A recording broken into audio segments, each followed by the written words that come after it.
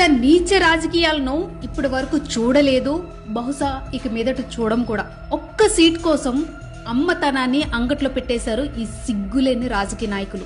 Jubilee hills ఉప ఎన్నికను bedroom లోకి లాగేసి ఒక తల్లి ఆత్మగౌరవాన్ని బజార్లో నిలబెట్టేశారు. భర్త పోయి పుట్టెడు దుఃఖంలో ఉన్న ఒక అమ్మతో నేను, నా పిల్లలు, నా భర్త సొంతమే అని చెప్పించారంటే మీరు రాజకీయంగా ఎంత దిగజారిపోయారో ప్రజలకు అర్థమవుతూనే ఉంది.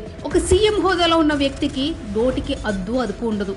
నేను రౌడీని కాదంటూనే నా ఏరియాల్లోకి వస్తే శాల్తీ లేచిపోతాయంటూ వార్నింగ్లు ఇస్తుంటాడు అధికార పార్టీ క్యాండిడేట్. మనం ప్రజాస్వామ్యంలో ఉంటున్నామా, అరాచక రాజ్యంలో ఉంటున్నామా? ఏంటి పొగరు? ఎవరిని చూసుకుని ఈ పొగరు? అధికార మదంతో ఆడవాళ్ళని అవమానించారనుకోండి, రేపు చెప్పు దెబ్బ కంటే గట్టిగా ప్రజలు ఓటు దెబ్బతో చెంపలు వాయిస్తారు. జాగ్రత్త. వేరే అమ్మను బజార్లోకి ఇచ్చే ముందు మన ఇంట్లో కూడా ఒక అమ్మ ఉంటుందని మర్చిపోకండి. రాజకీయాలు చేయండి, రాజకీయ నాయకులు, అరాచకాలు కాదు. నేను చెప్పేది ఒక పార్టీకే కాదు, ఇది అన్ని పార్టీలకు వర్తిస్తుంది.